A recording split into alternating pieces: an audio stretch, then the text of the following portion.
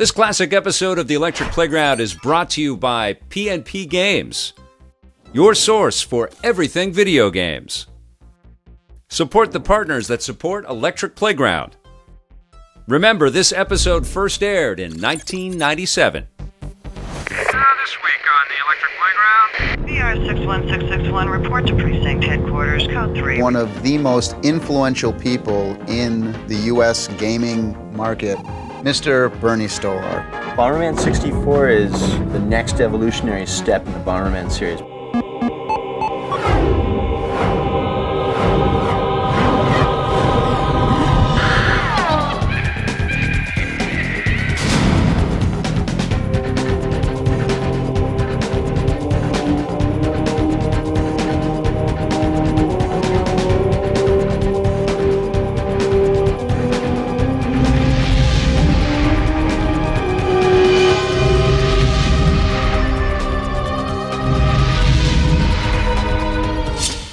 The movie Blade Runner is a sci-fi cult classic, so it's only fitting that finally there's going to be a game.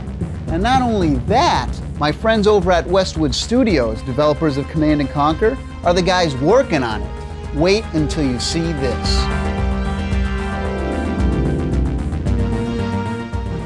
VR61661, report to Division Headquarters, Code 3. Repeat, Code 3. Where's Captain Brion? Took a sick day. This is Victor Lucas for the Electric Playground. I'm here with Donny Blank from Westwood, who's the producer behind Blade Runner.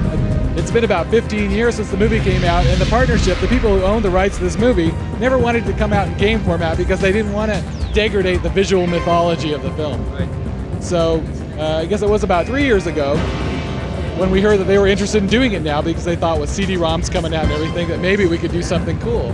What Scoozer got you doing tonight? AM at Runsitters. Animal murder. Oh, those skin jobs got no respect for anything that truly lives and breathes. Any of the original actors or anything to do anything for the game? Dr. Tyrell is in the film, Leon. We have about 6 or 7 characters. Our biggest success was with Sean Young. She looked just as beautiful now as she ever looked, 15 years ago. You were 12 years old when they first met. No. So what is the actual gameplay of Blade Runner? What do you do as you work your way through the story? It's a third-person game. You're controlling your Blade Runners. You're moving through the sets.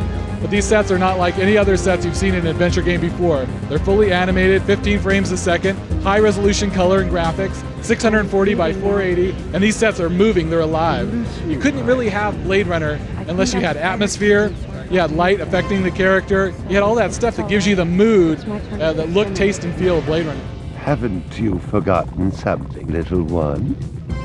Just one little thing. Mr. Runser, please. Does he have time to sign some things? Yeah, we have a couple minutes. 700-page interactive screenplay that we use to design the gameplay. All of the characters that you're involved with in the game are their own artificial intelligence. If I'm relating to you as a character in the game, you're a shopkeeper or something, and I'm too heavy-handed, I'm too aggressive with you, I'm stupid, I'm sloppy, he's going to go off on his world, start talking to all his replicant friends, and walk into a new scene, and these guys are jumping out of the walls, blowing you away because you were sloppy a few minutes earlier. I told you, we're closed. We're not here to buy, little man. We've come to sell. You can't possibly have anything to interest me. These are extremely rare animals of the highest quality. What a coincidence. So am I. If you want the director's cut option, you select the switch and it turns off the narration. So you kept the controversy of Blade Runner intact in there as well, right? Not only with the voiceover, but also with this whole question of whether or not you're a human. You can decide at any time whether or not you are human or you're a replicant. So you got to find out who are the replicants and save the little people from this problem, or I'm going to sympathize with the replicants and play a whole different type of game and actually try to help them expand their 4-year lifespan and get off the planet. But what of honor, little man? At what price? Honor. 6 months to shoot it. Took them about 10 months to do the post. But it's amazing. A few years ago, there was a lot of talk about the divergence between Silicon Valley and Hollywood. I'm kind of a product, a marriage of the two. My earlier background was in film, but my real passion was with games. I took that to Westwood, tried to combine the two together. They were looking for somebody with a cinematic background. It was really a match made in heaven. I too was a replicant. Really? Did you not know this? No. And that was the shock. And Ridley didn't know whether to do it this way or that way. Tyrell ought to be zipped into a body bag and flushed into deep space. Get rid of him, we'd be out of a job. I think we're all overdue for a little off-road paid vacation. You can stop staring at my now. You got eyes in the back of your head? All you gotta do is ask, Slim. Now that's a nice looking automobile. Or can you get it with wood paneling? Tim! Yo, what's up, man? Oh, man, so glad you can make it. Hey, have you met my brother-in-law, Troy? No. He's a Power Glove guy. Yo, what's up? I'm Tim. I'm Troy.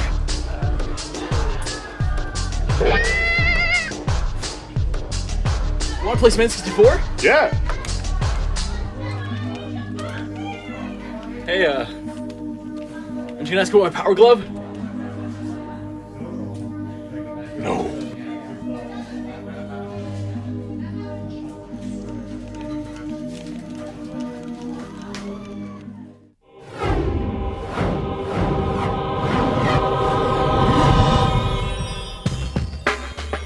One of the most addicting multiplayer games of all time was Bomberman.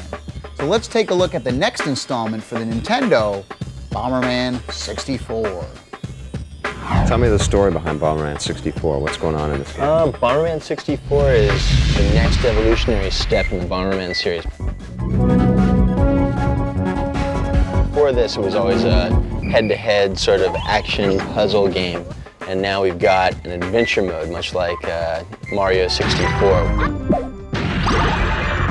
So are any of these people your friends, or you're trying to destroy? Only one guy's your friend. If you go up this walkway here, you'll meet Cyrus, and he's this sort of robotic Birdman guy. Now press B and you'll talk to him.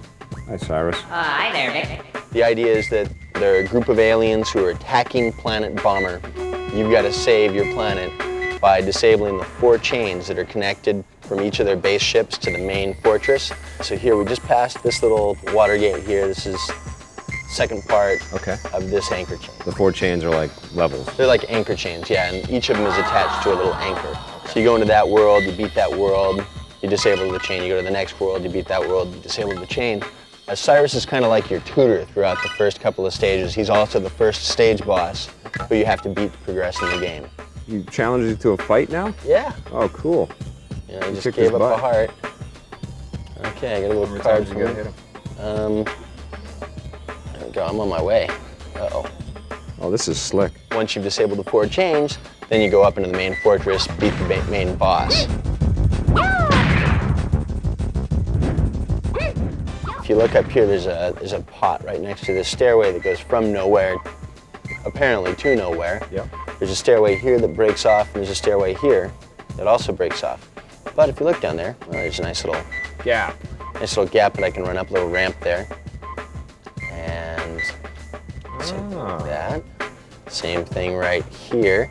And now once we have the bombs placed in the gap, Bomberman can bounce off of his own bombs. Oh, cool. Get up here, and if I throw this just right. You're very crafty, Alan. Now hopefully I won't get stuck in between these guys. There we are. There you go. One of the cool things about this game is the way you can interact with the environment. Like I showed you earlier how you can pump up those bombs. You hold B, yep, and then you press A to get the bomb above your head. Then you press A a bunch of times and you get the big bomb. Sure. Well, you can use that bomb to blow down bridges, to destroy columns that open up different areas through ramps and that kind of thing. And that's a big aspect of the adventure thing. And even buildings in some parts of the adventure mode, some of them have open windows. Pick up a bomb, you throw it through the window, and you never know what's going to happen from there. You guys got me to do a whole bunch of crazy stuff last time. We're not done yet today. All right, that's fine. Tell me a little bit about the 4-player multiplayer. Well, it makes all the difference because not only is it an adventure game, but then when your friends come over after work or after school or whatever, everybody can sit down and play 4-player head-to-head. They can play team modes. You can play against the computer in 4-player action.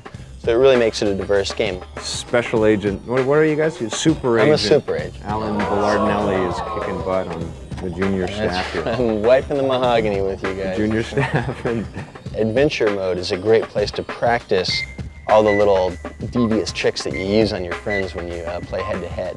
You just threw me off the side. Am I toast? You're done. the king of cheap. It's not cheap, it's just the cheap meister. the way it goes. Just stun the guy. He slowly explains all the rules to you. Lets them out as he's throwing you off the edge. You'll get it. Another couple hours of this and you'll be in there. This is the Electric Playground, and we've got Atari Teenage Riot, the video game-induced band. Tell us about your sound. We would describe it as digital hardcore. That means a lot of distorted, fast breakbeats. Do you feel that video games are creative? When I play video games, I fall into this sort of trance where I can think about stuff. So by playing hours and hours, I can really, it's like, what do you call it in English, like meditation or something?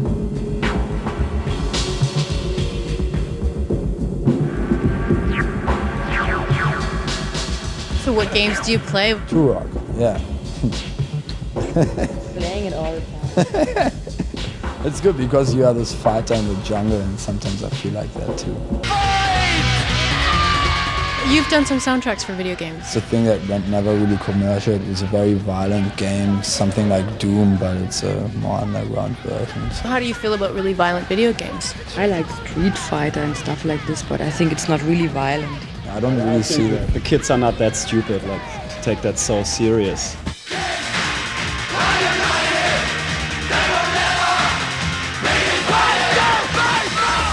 We have the Atari Lynx, the Atari Jaguar, the N64, the Super Nintendo. I think a great game is the Nintendo the Virtual Boy. It's a total flop, but I think it's a great thing because you see the balls flying into your eyes and stuff.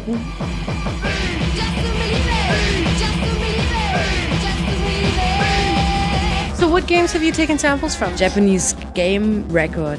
Yeah, we have stuff on records. Video games on record. Yeah. Just we have like Galaga, like stuff like that. We use more old school games because of they have this really like very strange sound. Stick around, we'll be handing out tasty frozen treats after the show.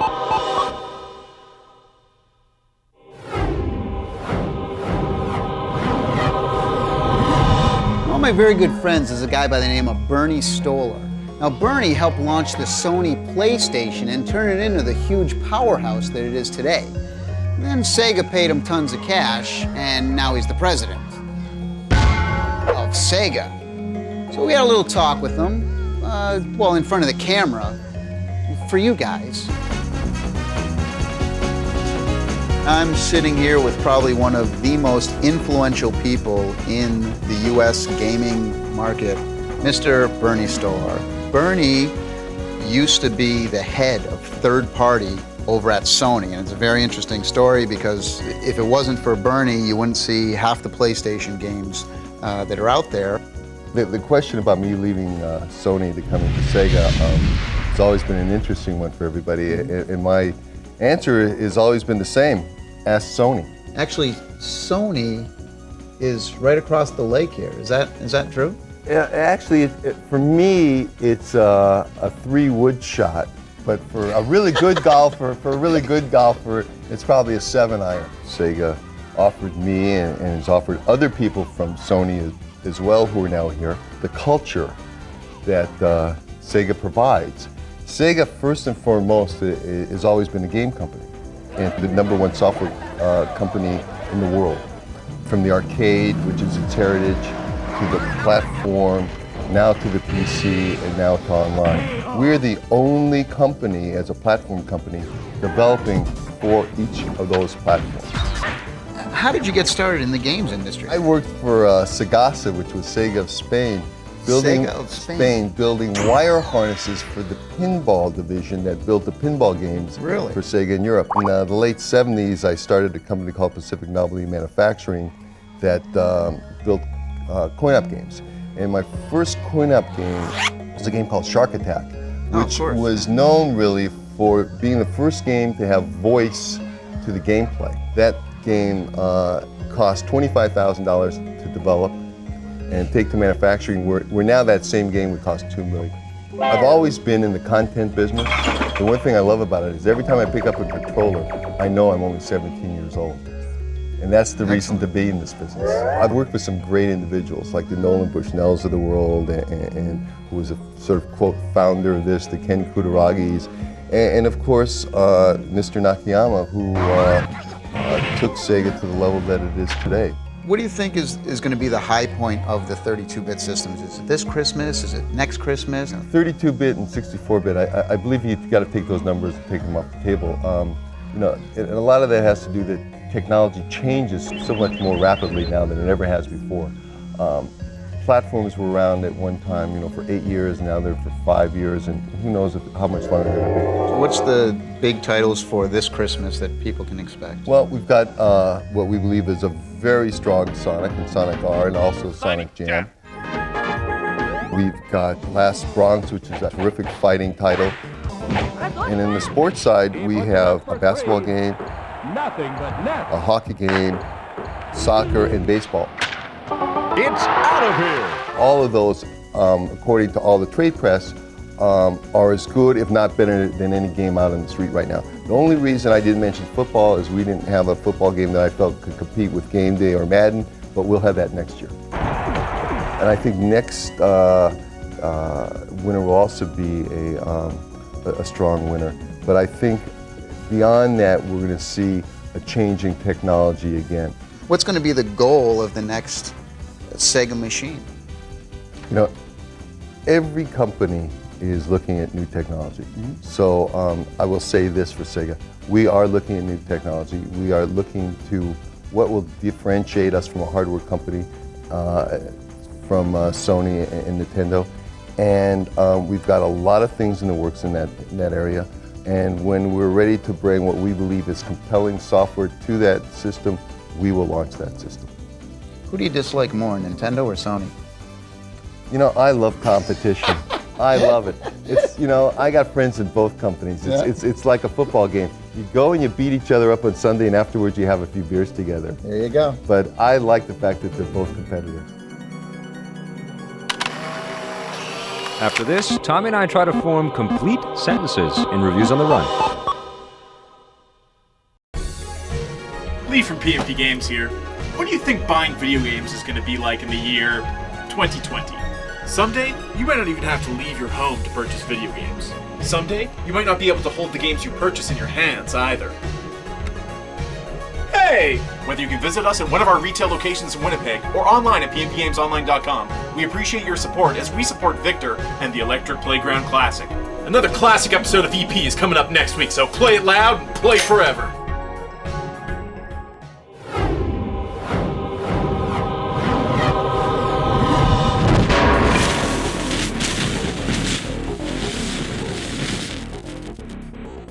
You're able to join a ladder or join a tournament, all the scoring is reported back from the software to the website. So you set up a challenge, you play your game, and then you immediately know how you've done and where you stand in relation to the other people on the network. Today on the Simpatico Question of the Week, Tina Harnett from Toronto, Ontario asks, how do they prepare the artwork for adventure games? It's all hand-painted and hand-drawn. We have over 100 artists and animators working on the project. 100? And in fact, it's a group of guys in St. Petersburg, Russia. Really? Yeah. In Russia? Yeah, so it's always That's a first. Yeah, it's a lot of fun because, you know, that means if I want to actually talk to them at, 2 in the afternoon, I have to be in the office at 4 in the morning, which I'm not very excited about. But it's a lot of fun. It's really neat. Sometimes we'll have an idea for something and, we'll write it a certain way in an email, and then it comes back being similar but really different, and their take on it is something we would never do. Because of cultural differences or how they grew up looking at something. Hey, to send us your questions, all you have to do is check out our website at ep.simpatico.ca.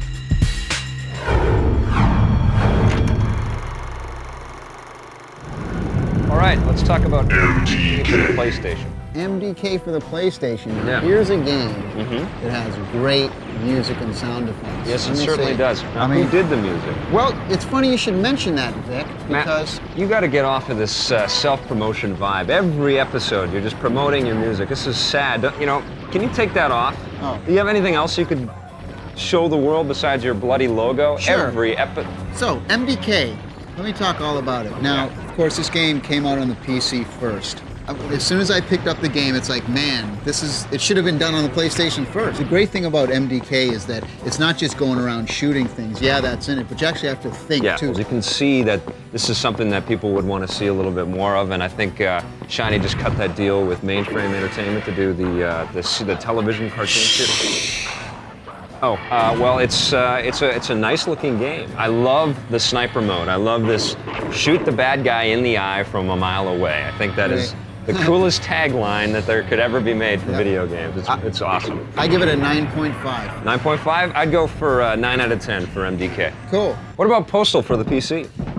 Here's another one of those games that I love because it's simple. It's not a whole big complex thing on the PC. Action. It's all about action and adventure. And that's an important element. I don't know about adventure, but it is action, man. It's just guns a-blazing. It's a 2D top-down Warcraft type of isometric view. Yeah. Makes it a little hard to control. Yeah, but I did find the controls a little bit sluggish. Use the gamepad. Use the gamepad or a joystick on the PC makes a big difference. A game like this is great for 2 joysticks. If it was like the Robotron style controls, it would be way more fun. The graphics are beautiful to look at. It was all hand-painted graphics that they digitized in. You'll never see the same thing twice in levels because it's basically one big drawing. The sound is amazing. Yeah. It's not a lot of music, but it's all ambiance, you know?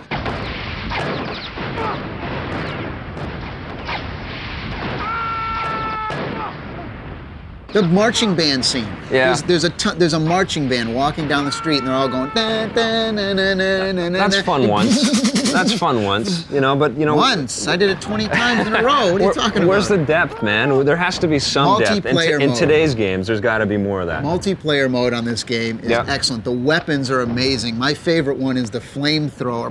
Yeah. Light them up, baby, man. It is cool. Okay, maybe it gets a little repetitive, but man, it's all about having fun, and I had fun playing this game. It's an arcade game. People that love to maim and kill are going to love this game. I'm one of them. 9.0. Wow. Okay. Yep. I'd give it about a 7 out of 10. It's a fun game. You'll smile and you'll feel guilty for smiling, but it's a fun game. How about Ding Dong Diddly Kong? Diddy Kong Racing. Diddy Kong Racing. I'll handle the translation over here. Oh, right. Well, again, I keep going back to this thing. The Nintendo 64, they seem to skew their games to like 3-year-olds. And I like the Golden Eyes. I like the Wave Race 64s, you know, something, you know, to my age group. Mario Kart Racing on the Super Nintendo was great. Diddy Kong Racing is the best. If you liked Mario Kart, go and buy Diddy Kong Racing as soon as it comes out because it is so much more than that. It's what Mario Kart 64 should have been. Should have been. Yes. What Diddy Kong Racing does is basically make Mario Kart for the Super Nintendo system an extinct game. Nobody has to play that game ever again. You can control 3 different vehicles. So you got your hover bike, which plays a little bit like Wave Race, which is incredible. And you've got your plane. I like my favorite was the plane. The plane is awesome. It feels a little bit like Star Fox. So you got that kind of thing going. And then you've got the little cart. Yeah. It's really like getting a whole bunch of games in one, you know. And then you've got the adventure mode, which is awesome again. You know, you're cruising around in your little cart and you're figuring out all these puzzles and solving everything. It's an awesome game. It's way up on the top of my list. It's probably going to be game of the year for me. I'd give it 10 out of 10. What? And I would not. 10 out of 10. 10 out of 10. 10 out of 10. You're saying that everything about this game is perfect. For this style of game. Including the music. Yeah. Music. You think the music is perfect? Yes, I think the music is perfect. Even though you didn't do it. I didn't do it. Sorry, man. Are you sure you didn't do it?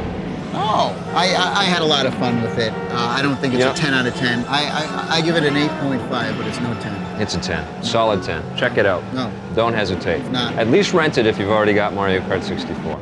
Awesome game. Thanks, Nintendo. It's fun. Thanks for bringing us a world of fun. It's fun.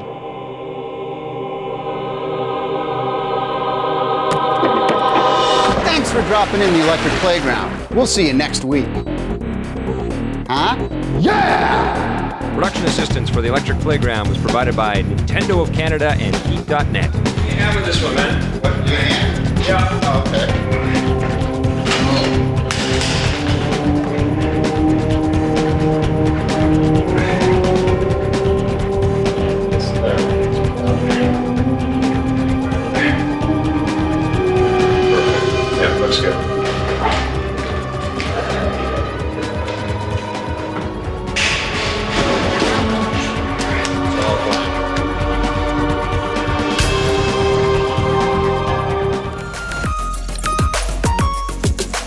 This classic episode of the Electric Playground was brought to you by P&P Games, your source for everything video games. Support the partners that support the Electric Playground. Thanks for watching, and play forever.